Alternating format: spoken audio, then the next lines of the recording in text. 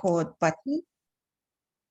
Okay, so the meeting is being recorded as well. All right, welcome everyone. Those of you who have joined, thank you for joining today. Today is the last of my Pillars of Health series for January. So this is for January. And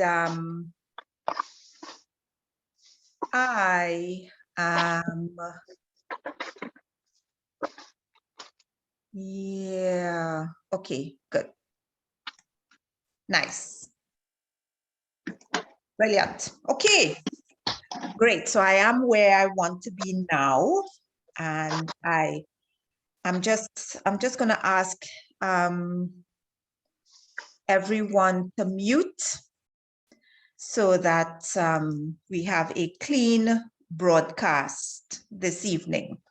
Okay, I'm talking about, first of all, before I get all excited and just start sharing, my name is Marcia Howard. I am the owner of Treatment Nutrition.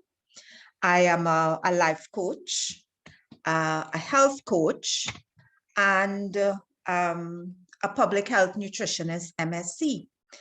And I started the Pillars of Health series at the beginning of this month because I was particularly disturbed that throughout the entire 2 years, especially viewing it live and direct as a public health nutritionist, it bewildered me why there was never any talk about nutrition, wellness, and what we could do to protect ourselves during this, this pandemic. It really bewildered me. And it made me, especially for this year, we've heard so much of these words, the new normal. From the very beginning, it was like an indoctrination. This is the new normal. This is the new normal. And this year, coming to the end of 2021, I sat down and I thought about it and I prayed about it. I am a born-again Christian, and I do believe a lot of the tenets of health is biblical. It comes from the Bible. And I wanted to put something out, do some educational classes that allowed me to share my views on exactly what was happening, or at least how to build ourselves up health-wise. And today is the last, if you've been joining the entire series, if you have looked at or been a part of the recordings that I have done, then you would know that I touched on proper nutrition and what that meant. Also, I'm getting some messages. Okay, sure. I'm going to have to address that in perhaps another video next month. And when I get to the end of this, I'm going to tell you what my title is for next month. Proper nutrition, and then I did exercise and movement and why we shouldn't complicate moving. For the last 2 years, we haven't been doing a lot of exercise. The first day of the pandemic, gyms were basically shut down. People were told to stay indoors. So a lot of people abandoned their exercise routines. We stayed home, we ate, we put weight on. There's even lockdown weight, the term lockdown weight, where some people put on an excess of 10 pounds. And they are now trying to get rid of it. And then I covered gut health and the digestive system, which is an important element of our immune systems. And I touched on how what we needed to do in order to start building our gut health once again. We need to build our gut health. We've been sanitizing for the last 2 years. We are a pile of germs. The skin is the largest excretory organ. So we have germs all over our bodies. It's on us in skin, hair, both internally and externally. So today I wanted to talk, or I am going to talk about sleep and also the practice of gratitude. Now, sleep is an important aspect of health and wellness. Very important aspect of health and wellness. Why? Because it is during our sleep time that our bodies repair itself. Now, the question is, how well do you sleep? What if you had to rate your quality of sleep on a scale of 1 to 10, where would it be? I would have to say my sleep is a solid 9. Why 9? Because there are times that, you know, once in a while, your sleep might be disturbed. Sometimes I don't get to bed as early as I would like, and I have to get up early the next morning. So I may not get my full 8 hours of sleep. 9 times out of 10, I get 8 hours of sleep. And when I get up in the morning, I feel absolutely refreshed, ready and raring to go. So I'm going to throw this out to you. Think about it. You can email me after, let me know, because my contact details will be at the bottom of all of my videos. How would you rate your sleep? What is the quality of sleep? How long does it take you to fall asleep? And I just want you to think about that for a few minutes. Now, what are some of the reasons for getting a good night's sleep? Well, would you believe, especially since we want to lose weight and we're trying to get rid of those extra pounds that we have accumulated over the 2 years in particular, sleep helps us to maintain our weight, and it also helps us to lose weight. And now, what is this? How does this work? Sleep rarely, or at least poor sleep, actually disrupts our metabolic function. And a lack of sleep and deprivation may cause you to crave foods. And the foods that you tend to crave are carbohydrates, simple carbs, and sugars. Now, if you've had a night of poor sleep, say, and you found it difficult to fall asleep, and even when you did fall asleep, you did not stay asleep. Next morning, you get up and you tend to feel very crabby, very moody. You tend to reach for the foods that tend to soothe us. That's what carbohydrates do.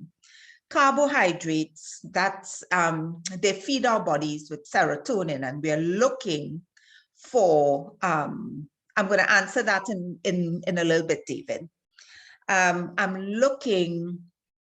looking for that comfort. So things like sugars, carbohydrates, and we want to lift as well, because if we are in low mood, then we want something to lift us, and that's where the carbohydrates come in. So we tend to reach for those carbs that give us that feel good, give you the feel good moment. But of course, if you have too many of those nights, you're eating the carbohydrates, consuming extra carbs during the day, because that's another thing too. When you don't sleep well at night, you tend to consume extra carbs during the day. You're not exercising because you have low energy. And gradually, if this continues for months and months and months, the reality is you will begin to gain weight. And then that's going to cause another conundrum. So the lack of sleep can also cause concentration and productivity And that is part of what it is I just said. You feel tired, you're lethargic, you don't really want to do anything. And of course, that's where low productivity comes from. So you see it on the job, mistakes can be made, you're not working optimally, your brain isn't functioning optimally, and you tend to make mistakes on whatever projects you have to make. Students know it all too well. My son, he just finished his project, and after a while, you know, of lack of sleep, your brain just can't function and you tend to shut down. So, you know, you're familiar with that. So a lack of sleep can also maximize athletic performance, or at least a good night's sleep can maximize athletic performance. It can also strengthen your heart. A good night's sleep can help the body with sugar metabolism and help with the management of type 2 diabetes.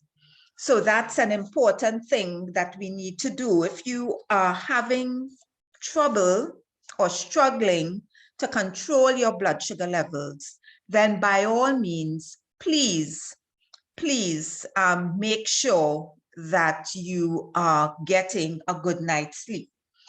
Poor quality sleep can lead to depression. It also helps to support your immune system, getting a good night's sleep.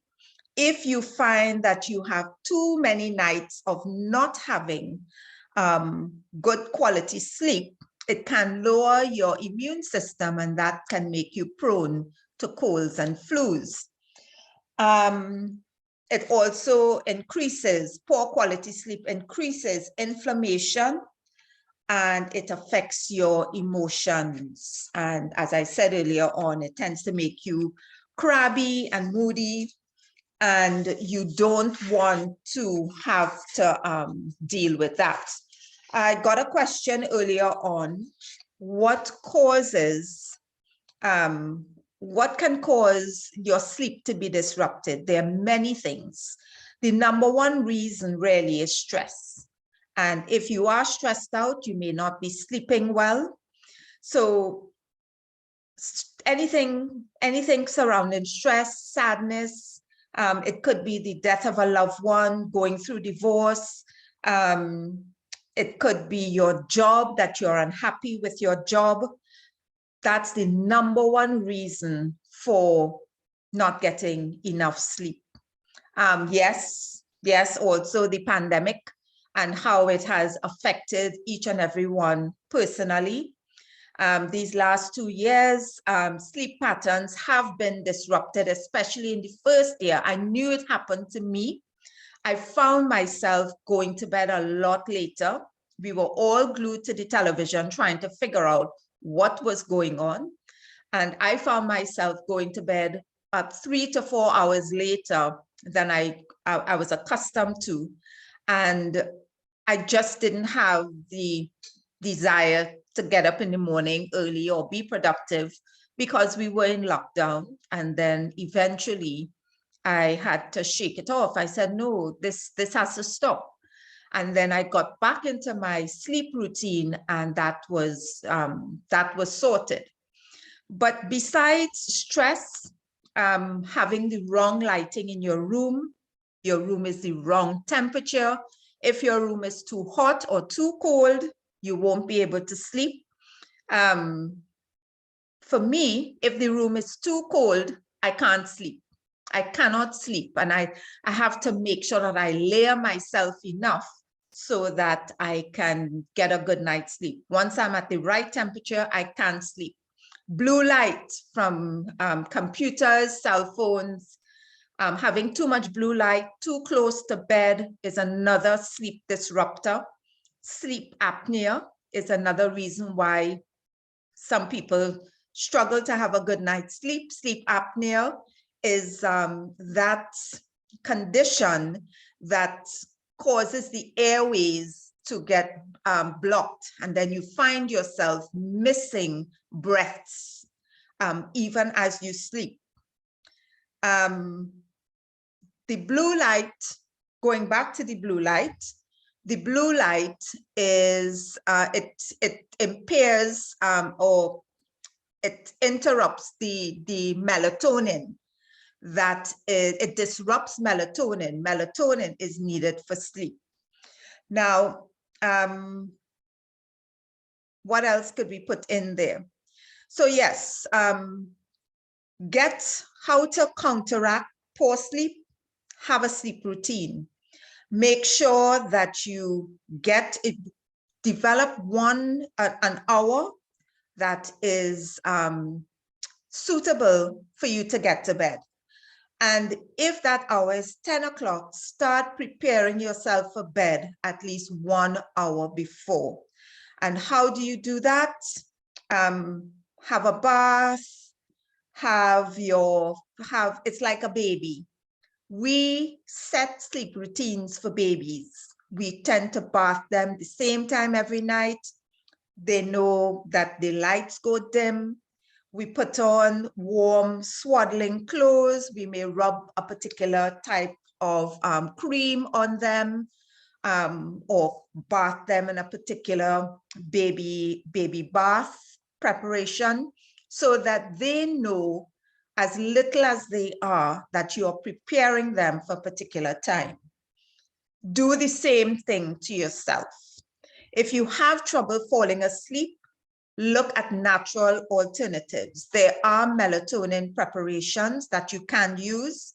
You can also use chamomile tea. Lavender tea is another good one.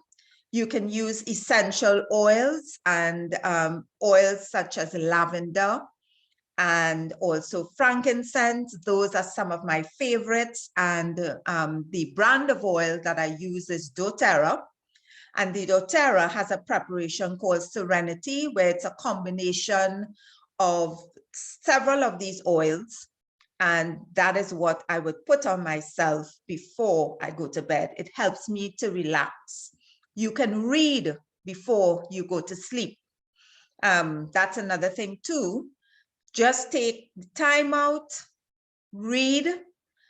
Try not to look at the news too close to bed, because you don't want anything to excite you or invoke emotion that is going to disrupt your sleep, or it can disrupt your sleep.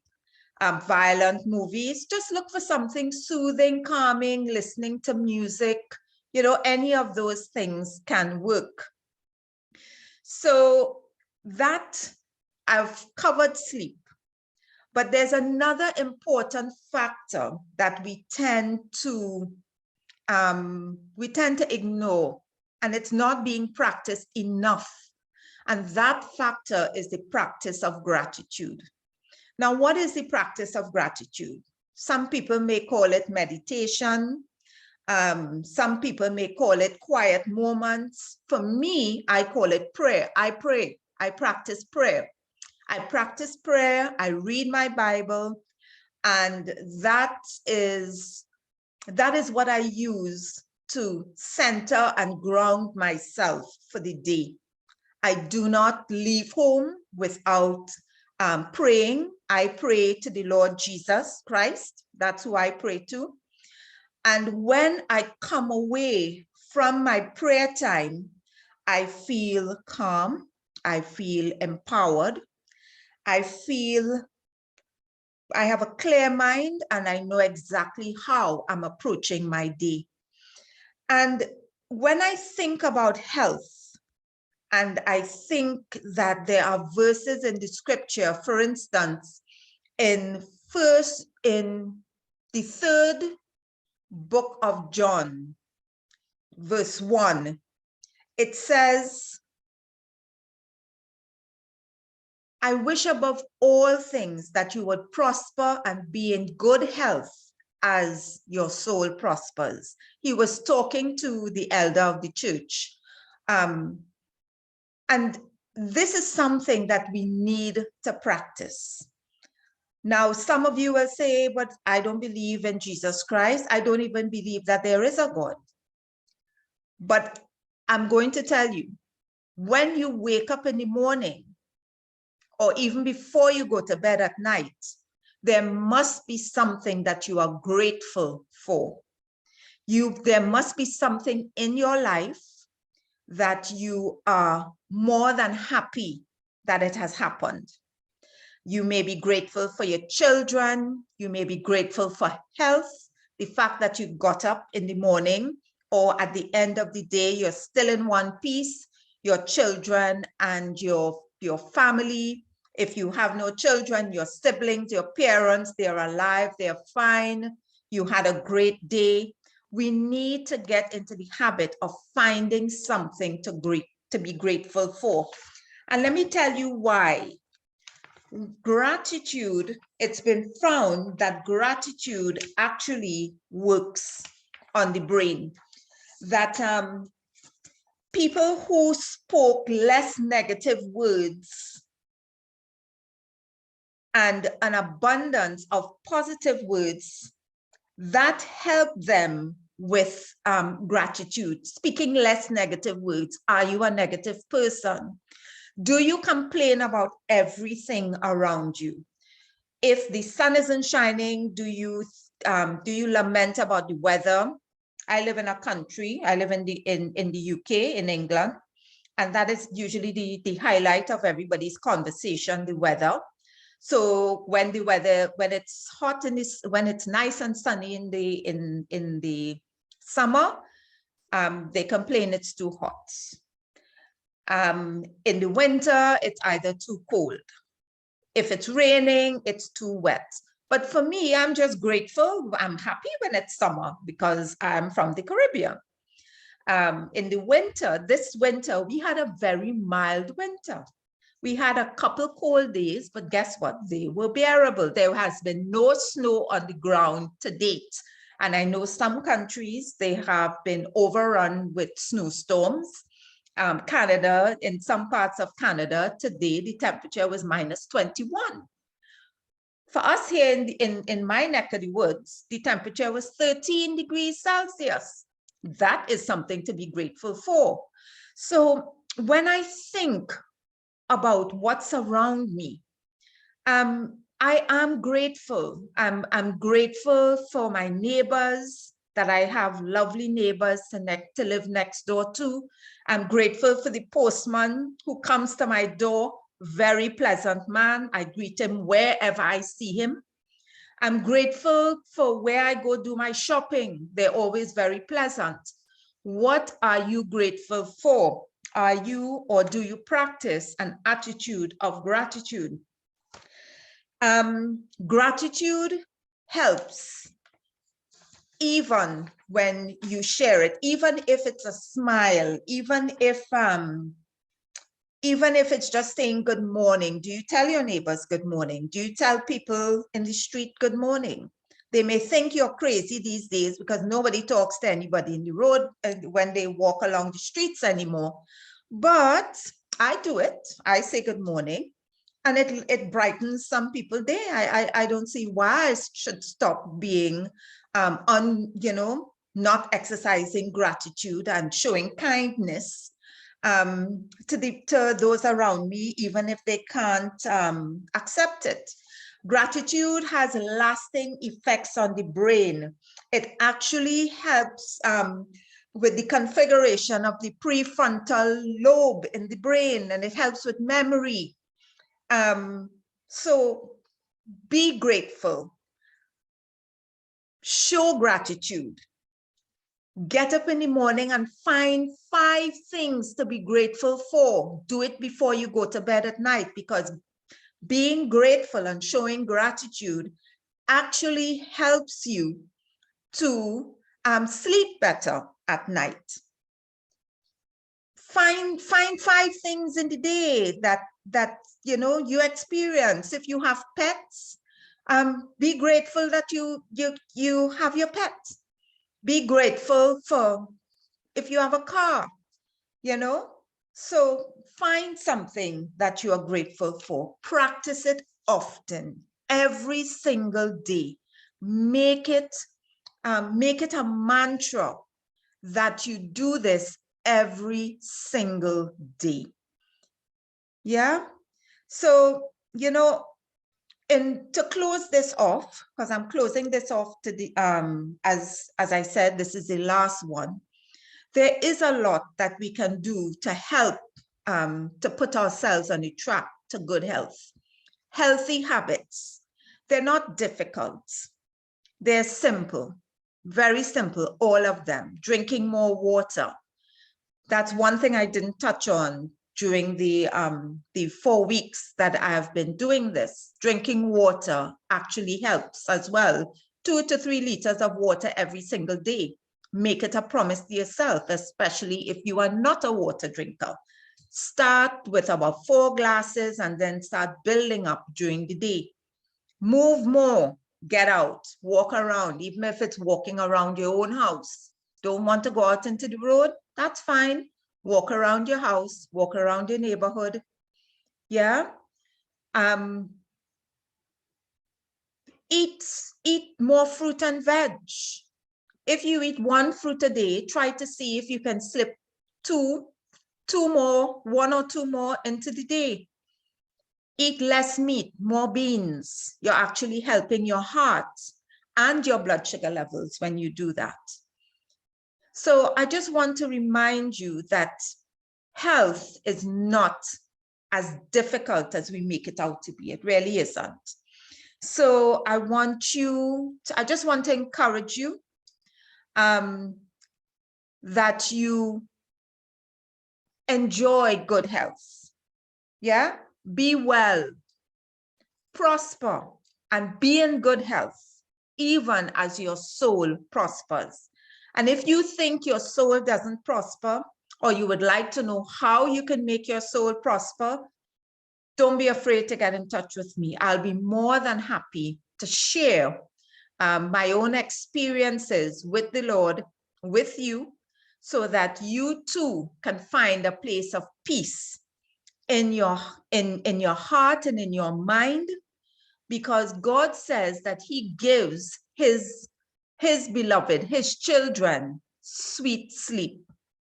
And if you are struggling with sleep, let me know and I'll tell you how you can work with it. I know I didn't touch on the sleep in the area of those who have to who take the late night shift or the graveyard shift. I haven't touched on that, but if that's you and you would like some advice, please get in touch with me. I'd love to hear from you. Well, that's it for me for this evening. But before I go, I promised that I would talk about what my topic would be for the month of February, and I will be addressing clean eating and how we can start clean eating. Next week, Saturday, I'm taking a break next Saturday, and I will put out the information. If you are on my mailing list, you will get an email from me letting you know what I'm doing and when we're going to start back. But in the meantime, you have the videos for this last month. So I hope that you go through the videos again and start implementing some of the things that you hear there. All right, so thank you very much for joining me. And yeah, I'll see you guys soon. Have a lovely weekend and love to all of you. Yes? All right, bye. Bye. Thank you, David. Bye, everyone.